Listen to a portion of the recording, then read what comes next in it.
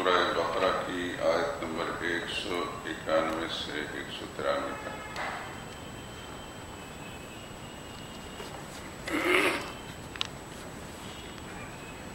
اعوذ باللہ من الشیطان الرجیم، بسم اللہ الرحمن الرحیم،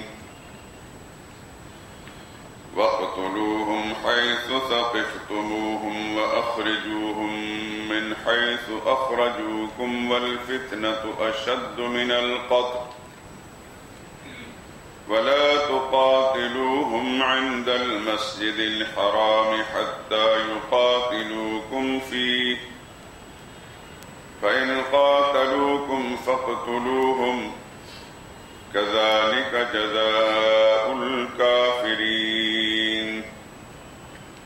فَإِنِ انْتَهَوْا فَإِنَّ اللَّهَ غَفُورٌ رَحِيمٌ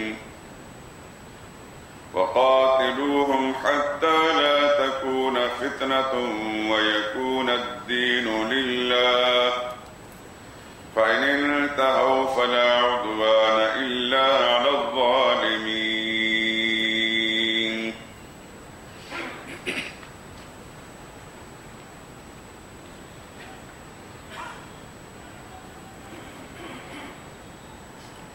وَاقْتُلُوهُمْ اور مار ڈالو ان کو، حیث ثقفتموہم جس جگہ ان کو پاؤ، وَأَخْرِجُوهُمْ اور نکال دو ان کو، مِنْ حَيْثُ أَخْرَجُوكُمْ جہاں سے انہوں نے تم کو نکالا، وَالْفِتْنَةُ اور فتنہ، اشد من القتل مار ڈالنے سے بھی زیادہ سخت ہے، وَلَا تُقَاتِلُوهُمْ اور نہ لڑو ان سے، عند المسجد الحرام مسجد حرام کے پاس، حتی یقاتلوکم فیہ جب تک کہ وہ نہ لڑیں تم سے اس جگہ، فَإِنْ قَاتَلُوكُمْ پھر اگر وہ خود ہی لڑیں تم سے، فَاقْتُلُوهُمْ تو ان کو مار ڈالو، كَذَلِكَ جَزَاءُ الْكَافِرِينَ یہی سزا کافروں کی ہے، فَإِنِ انْتَهَوْا پھر اگر وہ باز آ جائیں، فَإِنَّ اللَّهَ تو بے شک اللہ، غفور الرحیم بخشنے والا نہایت مہربان ہے، وَقَاتِلُوهُمْ اور لڑو ان سے، حَتَّى لَا تَكُونَ فِتْنَةٌ یہاں تک کہ فتنہ باقی نہ رہے، وَيَكُونَ الدِّينُ لِلَّهِ اور صرف اللہ ہی کا حکم باقی رہے، فَإِنِ انْتَهَوْا پھر اگر وہ باز آ جائیں، فَلَا عُدْوَانَ تو کسی پر زیادتی نہیں، إِلَّا عَلَى الظَّالِمِينَ سوائے ظالموں کے۔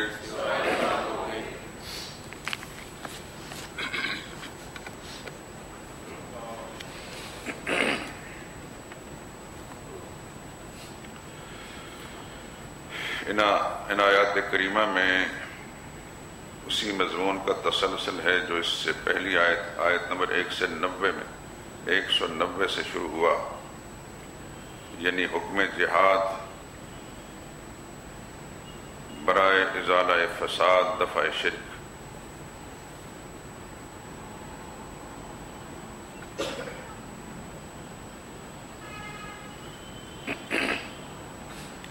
یہ آیت نمبر 194 تک مضمون چلے گا۔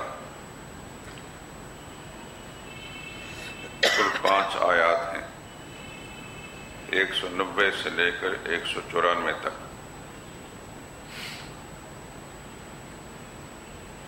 ربط اس مضمون کا پہلے ہی آپ بار بار جان چکے ہیں کہ قتال اور جہاد کا مقصد کیا ہے۔ ازالہ فساد اس کا مقصد ہے، فتنہ فساد کا خلا کما کرنا جہاد کا مقصد ہے۔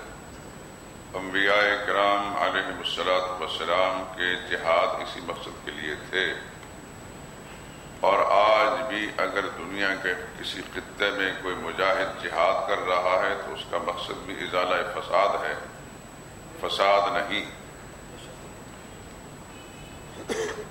انسداد شرک اور کفر اور فتنہ ہے۔ دنیا والے کچھ بھی کہیں، اس وقت پوری دنیا یہود، مجوس اور ہنود کے تابع ہے۔ یہود، مجوس اور ہنود کے تابع ہے، اور سارا میڈیا جو معاشرے کی سوچ بدلنے کے لیے دن رات کام کر رہا ہے، یہ دجالی میڈیا ہے، کیونکہ کفریہ قوتیں اچھی طرح جان چکی ہیں کہ جب تک رائے عامہ کو اپنے خیال کے مطابق نہ بنا لیا جائے، ہم اپنے مقصد میں کامیاب نہیں ہوتے۔ انہوں نے پھر سب سے پہلے یہ کام کیا ہے،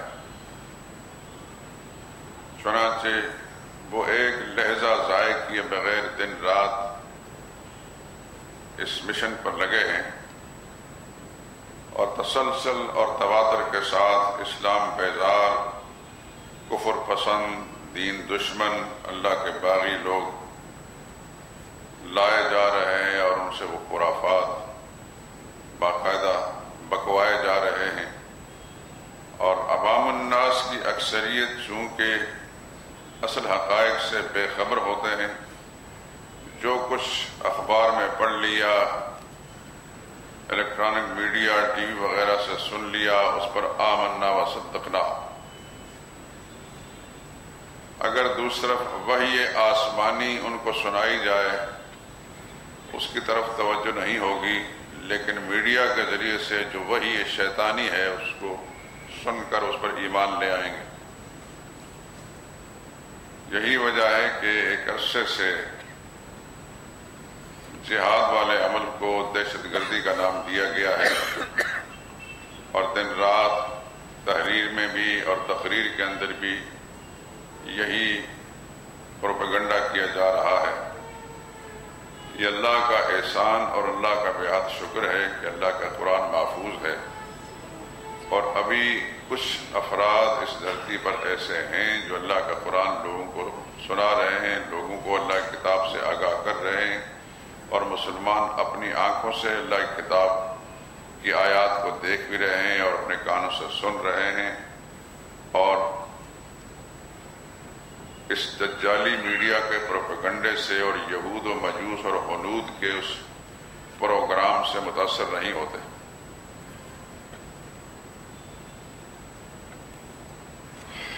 جیسے کہ سن چکے کہ جہاد کا مقصد ازالہ فساد ہے، اور فساد کب ہوتا ہے؟ جب نبی کے مشن اور پروگرام کا راستہ روکنے کی کوشش کی جائے۔ نبی کا مشن کیا ہے؟ اللہ کی توحید،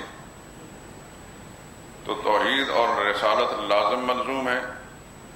توحید کا بیان ہو نہیں سکتا، اظہار نہیں ہو سکتا جب تک اللہ کے پیغمبر نہ بیان کریں، اور نبی کا آنا، نبی کی ضرورت، یہ رسالت ہے۔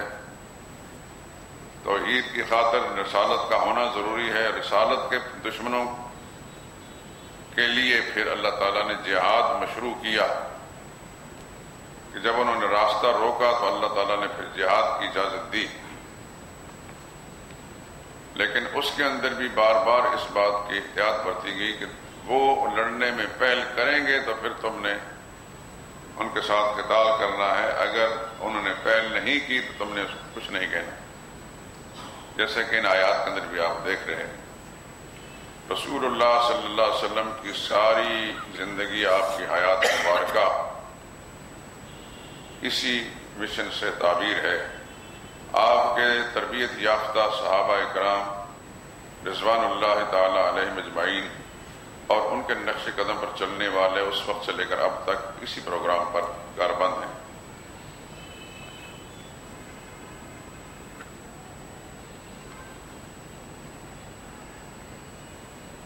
یہاں آپ دیکھ رہے ہیں کہ قتال اور جہاد کا جب مضمون شروع ہوا تو پہلا لفظ وقاتلوا فی سبیل اللہ، یوں نہیں کہ قاتل الکفرہ، قاتل المشرکین، قاتل الیہود والنصارى، قاتلوا فی سبیل اللہ، اللہ کے دین کی سربلندی کے لیے، اللہ کے دین کے اعزاز کے لیے۔ تفسیر روح المعانی میں ہے اے جاہدوا لاعزاز الدین و اعلاء کلمتہ، قتال کرو یعنی جہاد کرو، کوشش کرو اللہ کے دین کی عزت، سربلندی اور اللہ کے کلمے کو سربلند کرنے کے لیے۔ تو فی سبیل اللہ سے مراد اللہ کے دین کی سربلندی، اعلاء کلمت اللہ، اللہ کا حکم، اس کا پیغام، اس کی حاکمیت کو تسلیم کرانے کے لیے کہ اللہ کی اس دھرتی پر، اللہ کی زمین پر چلنے پھرنے والا انسان اسی کی نعمتیں کھا کر پھر اللہ کا باغی بن جائے اور اللہ کے سوائے اس کی پیشانی کسی اور مخلوق کے سامنے جھکے، یہ اللہ کو گوارا نہیں۔ اگر اس نے کسی اور کی پرستش کرنی ہے تو خدا کی زمین سے نکل جائے، چلتا اللہ کی زمین پر ہے، زندگی دی ہوئی اللہ کی ہے، کھا رہا ہے اللہ کا، پی رہا ہے اللہ کا، صحت ہے، جو کچھ بھی نعمتیں ہیں وہ اللہ ہی کی دی ہوئی، تو پھر اس کی پیشانی اللہ کے سوا کسی اور کے سامنے کیوں جھکتی ہے؟ اللہ کے سوا کسی اور کے سامنے ہاتھ کیوں اٹھاتا ہے؟ کیوں مرادیں مانگ رہا ہے؟ یہ اللہ کو گوارا نہیں۔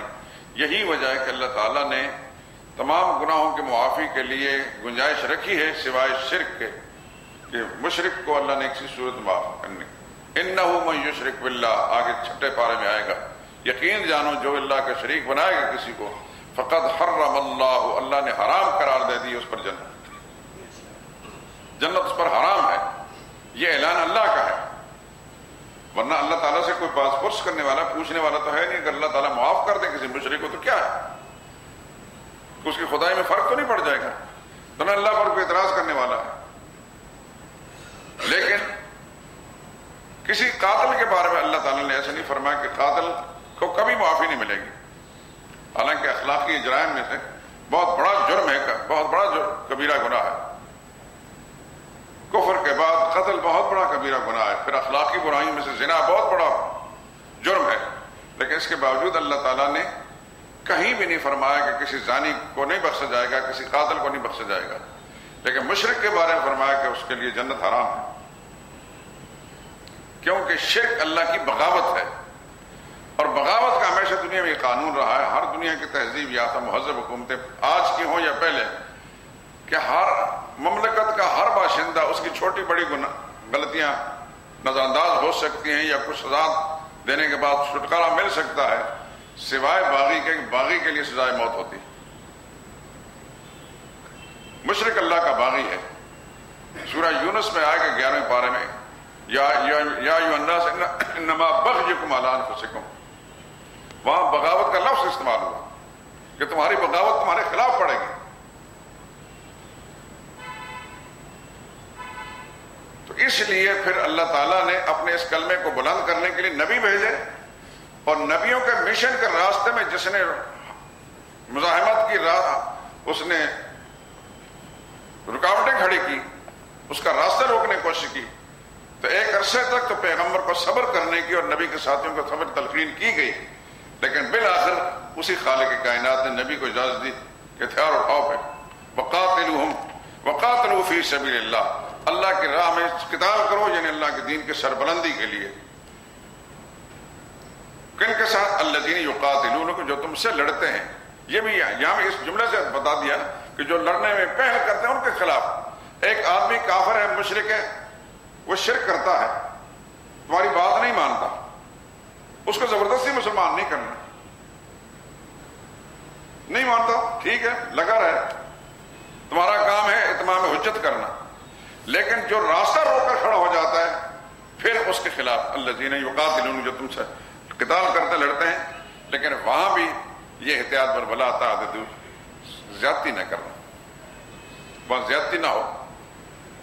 جیسے کل آپ سن چکے کہ بوڑھے ہیں جو مزاحمت نہیں کرتے ان کو نہیں قتل کرنا، ہیں مشرک. انہی مشرکین کے جو بزرگ بوڑھے ہیں ان کو کچھ نہیں کہنا، انہی مشرکین کی عورتوں کو کچھ نہیں کہنا، انہی مشرکین کے بچوں کو کچھ نہیں کہنا، انہی مشرکین کے مذہبی پیشواؤں کو کچھ نہیں کہنا. اگر ان میں سے کوئی ان عام لڑنے والوں کے مقابلے میں عورتیں کھڑی ہو جاتی ہیں، ان کے ساتھ ہی معاون بن جاتی ہیں، یا بوڑھا معاون بن جاتا ہے، یا مذہبی پیشوا معاون بن جاتا ہے، پھر اس کا حکم وہی ہے جو اصل لڑنے والے کا ہے، پھر اس کو بھی مارنا ہوگا. لیکن جو مزاحمت نہیں کرتا اس کے خلاف کوئی حرکت نہیں کرنی. یہ اسلام کی پاکیزہ تعلیم ہے. یہ نام نہاد تہذیب کے علمبردار جو بم مارتے ہیں، بمباری کرتے ہیں، میزائل مارتے ہیں، تو پھر اس میزائل نے کو فرق کرنا ہوتا کہ یہ مذہبی پیشوا ہے، یہ عورت ہے، یہ بچہ ہے. یہ ڈرون حملے جو کیے جاتے ہیں، یہ سارے کے سارے وزیرستان کے علاقے جتنے ڈرون حملے ہوئے ہیں، پاکستان کا یہ دجالی میڈیا جھوٹ بولنے والا بھی کبھی کبھی اس کی زبان سے شاید نکلتا ہے کہ عورتیں اور بچے مارے گئے. ان بچوں کو کیا قصور تھا؟ اسلام کی تعلیم یہ نہیں، پورا فرق رکھنا ہے. اسلام کی پاکیزہ تعلیم تو یہ ہے کہ ان کی فصلیں بھی نہیں اجاڑنی، ان کے پھلدار درختوں کو بھی نہیں کاٹنا. کیونکہ منشا ہے جہاد فساد نہیں، اجاڑنا اور تباہ برباد کرنا نہیں، سیدھے راستے پر لانا ہے. چنانچہ فرمایا وَاقْتُلُوهُمْ حَيْثُ ثَقِفْتُمُوهُمْ، ان کو مار ڈالو جہاں بھی پاؤ. یعنی جنہوں نے تمہارے ساتھ تمہارے خلاف ہتھیار اٹھائے ہیں اور تمہیں مکمل طور پر قتل کرنے کا پروگرام بنایا. وَأَخْرِجُوهُمْ، اور ان کو نکالو جہاں سے انہوں نے نکالا ہے. وَالْفِتْنَةُ أَشَدُّ مِنَ الْقَتْلِ، لیکن جو کفر اور شرک کا فتنہ ہے، فتنہ یہاں تمام مفسرین نے الفتنة هاؤنا الشرک، جو شرک کر رہے ہیں اللہ کی زمین پر، اللہ کے گھر کے پاس، مکہ شہر کے اندر، اور پھر موحدین کا راستہ روک رہے ہیں، اللہ کی بات نہیں کر دیتے، یہ سب سے بڑا فتنہ ہے اور قتل سے بڑا سنگین ہے. لیکن ساتھ فرمایا وَلَا تُقَاتِلُوهُمْ عِنْدَ الْمَسْجِدِ الْحَرَامِ، یہ احتیاطیں ہیں، مسجد حرام کے پاس ان کے خلاف قتال نہ کرو حَتَّى يُقَاتِلُوكُمْ فِيهِ، جب تک وہ قتال نہ کریں. فَإِنْ قَاتَلُوكُمْ، اگر وہ وہاں بھی ظالم تمہارے خلاف ہتھیار اٹھاتے ہیں، قتل کرتے ہیں، تو پھر فرمایا فَاقْتُلُوهُمْ، پھر ان کو مارو. كَذَلِكَ جَزَاءُ الْكَافِرِينَ، ایسے کافروں کی یہی سزا ہے. کتنی احتیاطیں برتی جا رہی ہیں. لیکن اس بمباری کے اندر، ڈرون حملوں کے اندر، میزائلوں میں، توپوں کے گولوں میں ان کی آنکھیں ہوتی ہیں کہ وہ گولہ جو ہے معصوم بچوں کو نہ مارے. یہ نام نہاد تہذیب کے علمبردار یہ سب کے سب فسادی ہیں. یہ جتنے میزائل ایجاد کیے گئے ہیں انسانی بربادی کے لیے کیے گئے ہیں، جتنے توپیں بنائی گئی ہیں، جتنے بمبار طیارے ہیں، یہ سب انسانی بربادی کے لیے.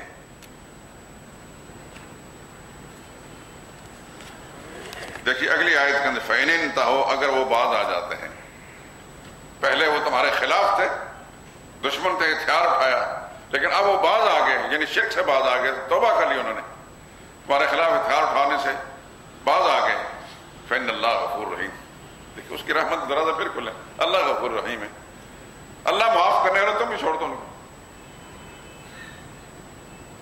وَقَاتِلُوهُمْ حَتَّى لَا تَكُونَ فِتْنَةٌ، ان سے خلاف قتال کرو جب تک فتنہ شرک اور کفر کا باقی میں رہے. وَيَكُونَ الدِّينُ لِلَّهِ، اور اللہ کا حکم باقی رہے، اللہ کا حکم جاری و ساری ہو جائے. یہاں دین سے مراد اللہ کا حکم بھی ہے، دین سے مراد عبادت بھی ہے. اللہ ہی کی بندگی، اللہ کی عبادت ہوتی ہے، اللہ کی زمین پر اللہ ہی کی عبادت ہو. یہ دین کا معنی اس طرح جیسا کہ فَاعْبُدِ اللَّهَ مُخْلِصًا لَهُ الدِّينَ، اللہ کی بات کرو، یہ خالص کی بات ہونی چاہیے. دین کا جو لفظ ہے یہ کئی معنوں میں آتا ہے. بعض مفسرین نے کوئی 60 معنی لکھے اس کے، جیسے مالک یوم الدین، روزی جزا بدلے کے دن کو دین بھی کہتے ہیں. دین سے ان الدین عند اللہ الاسلام، شریعت کا نام بھی دین ہے. عبادت اور پکار کا نام فد اللہ مخلصین لہ الدین، خالص اللہ کی پکار ہونی چاہیے. فاعبد اللہ مخلصا لہ الدین، اللہ ہی کی عبادت کرو، خالص کی بات ہونی چاہیے. تو یکون الدین للہ، اللہ کے دین، اللہ کا حکم اس کو بالادستی حاصل ہو جائے، اللہ ہی کی عبادت ہوتی رہے، اللہ کی عبادت کے راستے میں رکاوٹ نہ ڈالے، بس اس وقت تک تم نے قتال جہاد کرنا ہے. فَإِنِ انتہوا، پھر فرمایا پھر اگر وہ باز آ جاتے ہیں، شرک چھوڑ دیتے ہیں، تمہارے خلاف ہتھیار اٹھانے سے باز آ جاتے ہیں، فلا عدوان، پھر کسی پر زیادتی نہیں کرنی، الا علی الظالمین، اگر ہوگا کوئی عمل بھی تو ظالموں کے خلاف ہوگا، لیکن جن لوگوں نے ہاتھ کھڑے کر دیا ان کو کچھ بھی نہیں کہنا. یہی وجہ ہے کہ نبی کریم صلی اللہ علیہ وسلم کہ وہ خون کے پیاسے جنہوں نے رسول اللہ کو نکالا تھا، صحابہ اکرام کو نہیں رہنے دیا تھا، جو رسول اللہ صلی اللہ علیہ وسلم کو قتل کرنے کا پروگرام بنا چکے تھے. سن 8 ہجری میں جب رسول اللہ صلی اللہ علیہ وسلم مکہ مکرمہ دوبارہ تشریف لائے ہیں، کہاں وہ وقت کہ رسول اللہ صلی اللہ علیہ وسلم کو وہاں ٹھہرنے کی اجازت نہیں، اور کہاں وہ آج رسول اللہ صلی اللہ علیہ وسلم صحابہ کرام سمیت آئے ہیں. وہ خون کے پیاسے، وہ دشمن، مکہ شہر کے لوگ گردنیں جھکی ہیں، کھڑے ہیں اللہ کے پیغمبر کے سامنے، کوئی انگلی اٹھا نہیں سکتا، اور پل پل لمحہ لمحہ ان کے دلوں کے اندر وسوسے آ رہے ہیں کہ پتہ نہیں ہمارے خلاف کیا ایکشن لیا جائے گا، کیا حکم ہوگا، ہمارے قتل کے فیصلے ہوں گے.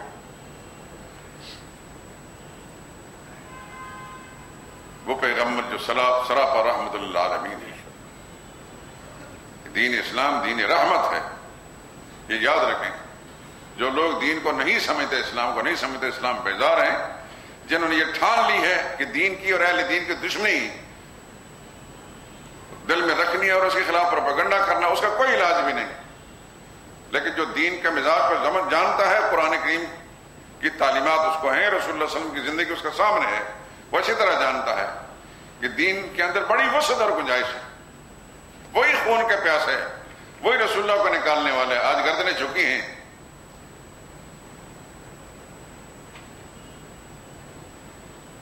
ان میں سے ایک شخص وہ بھی تھا شیبی خاندان کا، جس سے کئی برس پہلے رسول اللہ صلی اللہ علیہ وسلم نے بیت اللہ کی چابی مانگی تھی دروازے کی. اس نے حضور انکار کر دیا کہ میں چابی نہیں دوں گا. رسول اللہ نے فرمایا اللہ کی بات کرتا ہوں دروازہ کھول کے اندر جاؤں گا. اس نے کہا نہیں، میں اجازت نہیں دیتا. اللہ کے پاک پیغمبر نے فرمایا دیکھیے ایک وقت آئے گا اللہ یہ چابی مجھے دیں گے، پھر میں جس کو چاہوں گا دوں گا. وہ وقت آنے والا ہے. اس نے کہا ایسا وقت کبھی نہیں آئے گا. بڑے غرور و تکبر سے اس نے کہا ایسا وقت کبھی نہیں آئے گا. یہ وقت اسی وقت آ سکتا ہے جب قریش مٹ جائیں، ہلاک ہو جائیں. رسول اللہ نے فرمایا آئے گا یہ وقت، قریش ہلاک بھی نہیں ہوگا اور یہ وقت آئے گا. اس کو سمجھ میں نہ آئی. فتح مکہ کے موقع پر وہ بھی کھڑا تھا، وہ شیبی خاندان کا، جو آج بھی وہی شیخ خاندان چل رہا ہے. تو سیدنا علی رضی اللہ تعالیٰ نے جھپٹ کر اسے چابی چھین لی. اب وہ تو مزاحمت کر بھی نہیں سکتا تھا. سیدنا علی رضی اللہ تعالیٰ کی خواہش تھی کہ اب یہ اعزاز مجھے ملنا چاہیے، بیت اللہ کا کنجی بردار ہوں. لیکن اللہ کے فیصلے کچھ اور تھے. کسی صحابی کی زبان سے نکلا الیوم یوم الملحمہ، آج خونریزی کا دن. جنہوں نے ہمارے ساتھ ظلم کیا آج ان کا خون خوب قتل کریں گے، ان کا ٹکڑے کریں گے، خون بہائیں گے. سبحان اللہ. دین دین رحمت ہے. محمد مصطفیٰ صلی اللہ علیہ وسلم جن کو اللہ نے رحمت بنا کر بالمومن رؤوف الرحیم بنایا. ما صلی اللہ کے اللہ رحمت اللہ عالمین، سارے جہان کے لیے رحمت. فرمایا خبردار کوئی شخص نہ کہے کہ خونریزی کا دن ہے. الیوم یوم المرحمہ، آج معافی کا دن ہے، رحم کا دن ہے. اذهبوا انتم الطلقاء، فرمایا جو بیت اللہ میں داخل ہو جائے گا اس کو بھی امان مل جائے گی، جو اپنے گھر کے اندر جا کر بیٹھ جائے گا اس کو بھی امان ہے، جو ابو سفیان کے گھر میں داخل ہو جائے گا اس کو بھی امان ہے.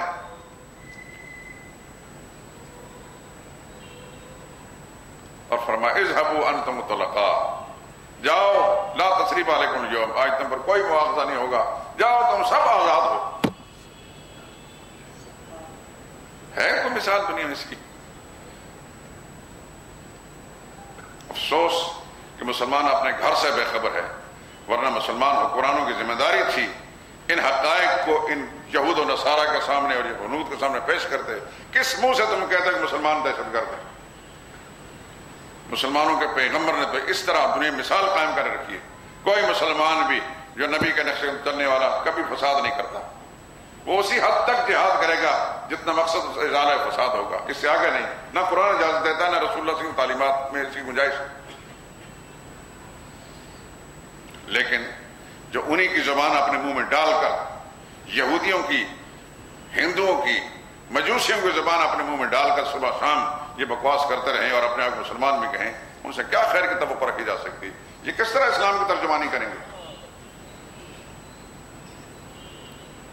انہوں نے دین کب سیکھا؟ جا کر شیخ کے گھر میں، پلے کالج کے چکر میں، مرے صاحب کے دفتر میں.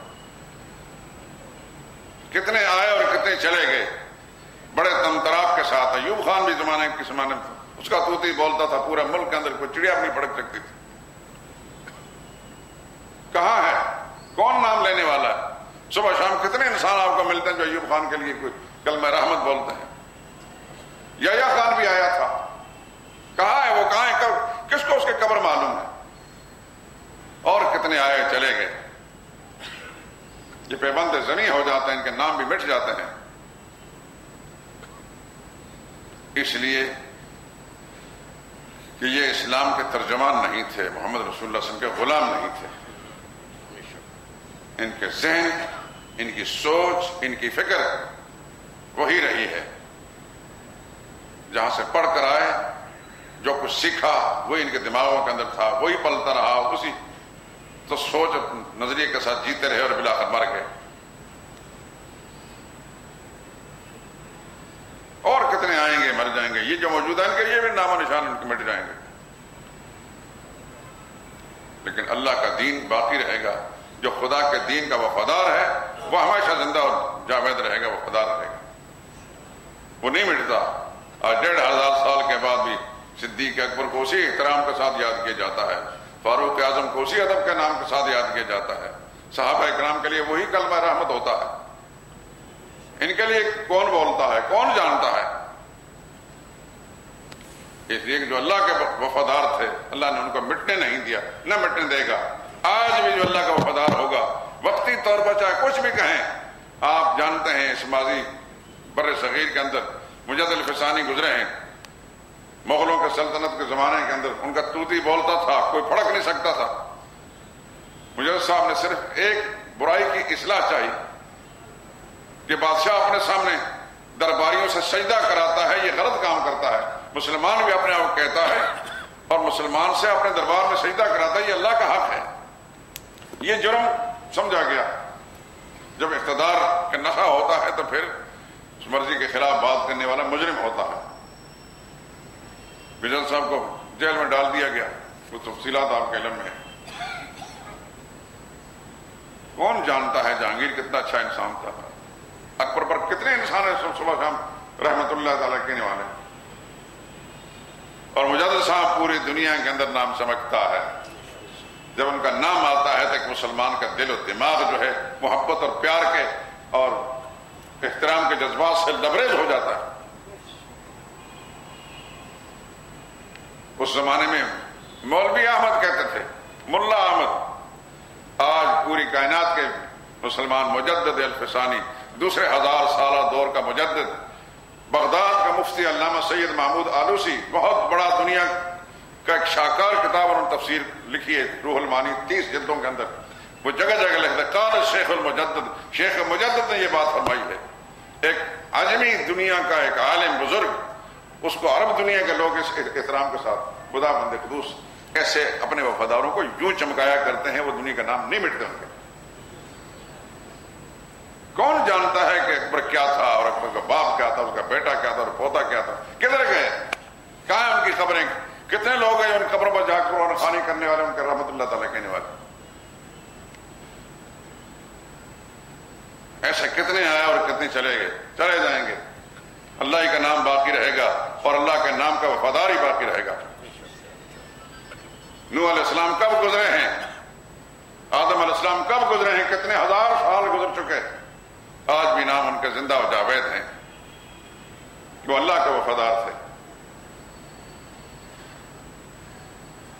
سیدنا بلال کیسا انسان تھا، کتنا بڑا دولت مند تھا۔ سلمان فارسی کیا تھے، کون سے مربع تھے، کون سے ان کے کارخانے اور فیکٹریاں تھیں، کہاں سے چلے سلمان فارسی، بلال کہاں سے آئے؟ حسن ز بصرہ بلال از حبش صہیب از روم زخاک مکہ ابو جہل، مکہ کا چودھری بدر کے میدان میں خاک اور خون میں تڑپا، آج کوئی ادب سے نام لینے والا نہیں ہے، لعنت اللہ ہی اسے کہی جاتی ہے۔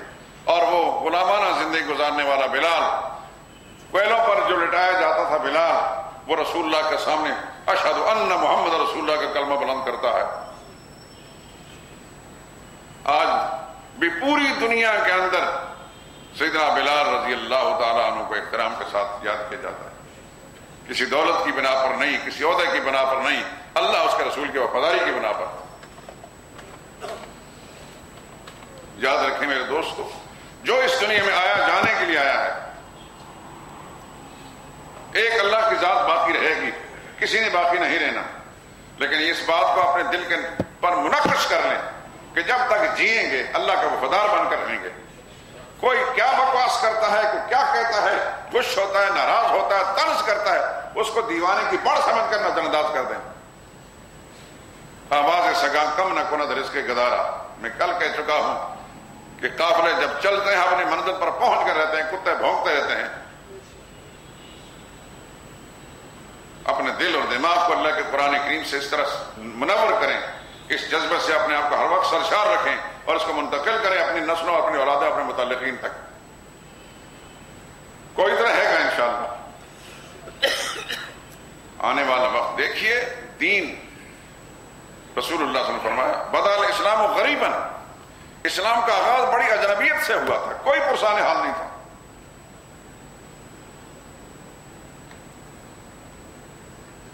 بس یعود غریباً، ایک وقت آ جائے پھر اجنبی جو آج کا زمانہ ہے، بالکل رسول اللہ صلی اللہ علیہ وسلم کی پیشن گوئی آج کے زمانے میں فتوبى للغرباء، لیکن ایسے لوگوں کے لیے اللہ کے نبی فرمان کے بشارت و خوشخبری ہے، بالآخر اللہ پاک دین کو غلبہ دیں گے۔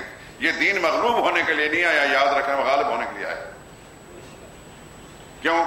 والذی ارسل رسولہ بالہدی، وہ اللہ ہی کی ذات ہے جس نے رسول کو ہدایت دے کر بھیجا، ودین الحق، سچا دین دے کر بھیجا۔ کیوں بھیجا؟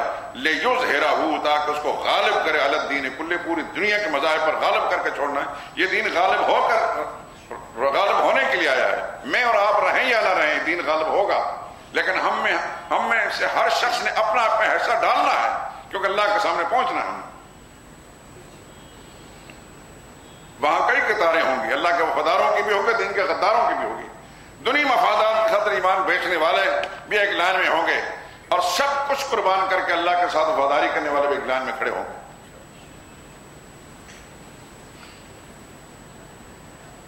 بات رہ گئی کہ جب سیدنا علی رضی اللہ تعالیٰ عنہ چابی لینا چاہی، آسمان سے وحی آ گئی۔ سبحان اللہ، اللہ تیری شان پہ قربان ہے۔ ان اللہ یأمرکم ان تؤدوا الامانات الی اہلھا، آگے 5 بارے میں آئے گی۔ اللہ تمہیں حکم دیتا ہے کہ امانتیں اہل امانت کو واپس کر دو۔ وہ کافر تھے اس وقت، لیکن علم الہی میں یہ تھا کہ آئندہ چل کے انہوں نے مسلمان ہونا ہے اور اسی وفاداری کے ساتھ یہ کام کرنا ہے۔ اس لیے اللہ کی وحی آئی، نبی کریم صلی اللہ علیہ وسلم نے فرمایا کہ علی سے چابی لے کر اسی کو واپس کر دو۔ وہ شیبی خاندان کا عثمان بن طلحہ،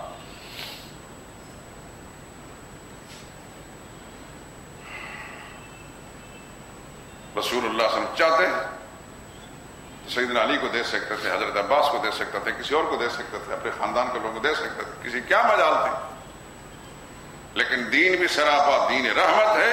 محمد مصطفیٰ صلی اللہ علیہ وسلم رحمت اللہ عالمین تھے، اور جو شخص بھی اللہ کے دین کے ساتھ اخلاص کے ساتھ وابستہ ہے، اس کے اندر بھی پورا امتیاز ہوتا ہے حق پر باطل کا۔ وہ کسی پر ظلم نہیں کرتا، کسی زیادتی نہیں کرتا، لیکن جہاں جہاں شریعت نے اس کو اجازت دی ہے اس کے اندر وہ اپنا کردار ادا کرتا ہے۔ یاد رکھیں، جہاد حکم الہی ہے،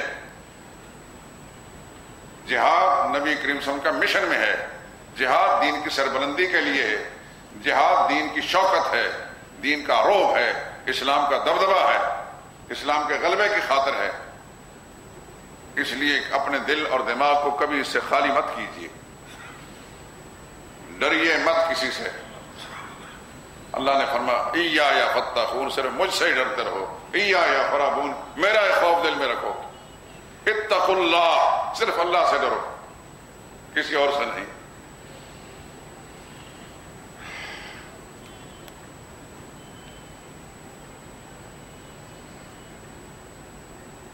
سبحانک اللہم وبحمدک لا الہ الا انت۔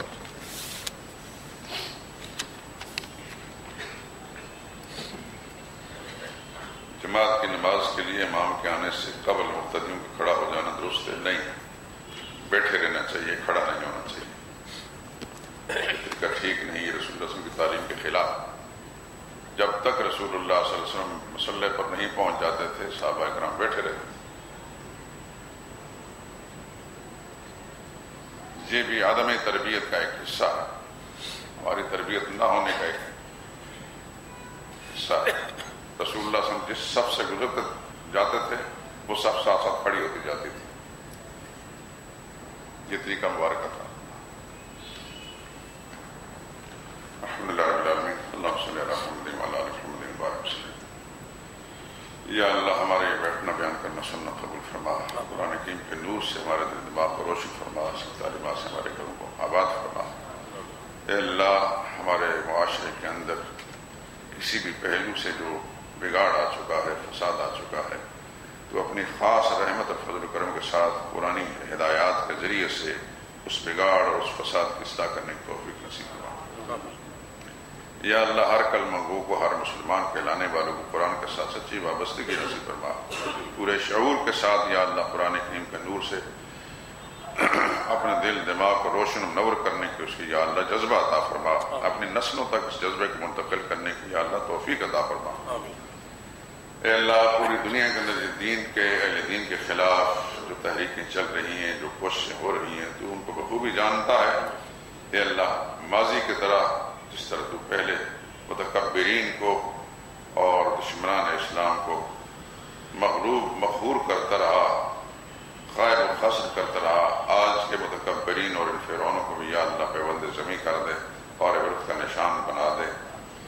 اے اللہ، جو مسلمان بھٹکے ہوئے ہیں، مسلمان ہیں لیکن اپنے غلط تعلیم کے سبب سے، غلط تربیت کے سبب سے یا اپنی بدفہمی بدعقلی کے سبب سے وہی بات بولتے ہیں، وہی بات سوچتے ہیں، یا اللہ ان کی اصلاح فرما دے، ان کو ہدایت نصیب فرما۔ الہ العالمین، پورے عالم کے جتنے بھی مسلمانوں کے سربراہ و حکمران ہیں، انہیں ایک مسلمان حکمران ہونے کے لحاظ سے اپنی ذمہ داری سمجھنے اور پورا کرنے کی توفیق نصیب فرما۔ اے اللہ، ہر مسلمان کی جاد حاجت پوری فرما، مشکلیں آسان فرما دے۔ جتنے ہمارے ساتھی بیمار ہیں یا گھروں میں خواتین بیمار ہیں یا بچے، دعا کریں اللہ تعالیٰ سب کو شفا کامل نصیب فرمائے، اللہ سب کی روحانی جسمانی بیماری دور فرما دے۔ جتنے ہمارے دوست احباب صدر کے ساتھی دنیا سے چلے گئے یا اور مسلمان، سب کے لیے دعا کریں اللہ تعالیٰ سب کو اپنے جوار رحمت جگہ نصیب فرما۔ بہت سارے ہمارے احباب دور رہنے والے بیمار ہیں، کچھ علماء ہیں، کچھ دوسرے لوگ ہیں، ان کے لیے بھی دعا کریں اللہ پاک اپنی رحمت کے ساتھ ان کو مکمل صحت و عافیت نصیب فرمائے۔ جو ہمارے ساتھی کسی نہ کسی درجے میں معاشی طور پر کسی تکلیف میں مبتلا ہیں، تندرستی میں مبتلا ہیں، مقروض ہیں، کاروباری پریشانی ہے، سب کے لیے دعا کریں یا اللہ پوری تفصیل کے ساتھ سارے حالات کو بھی جانتا ہے اور سب کی مشکل کشائی اور حاجت روائی کر سکتا ہے، سب کی مشکلیں دور فرما دے اور سب کے لیے سہولتوں کے دروازے کھول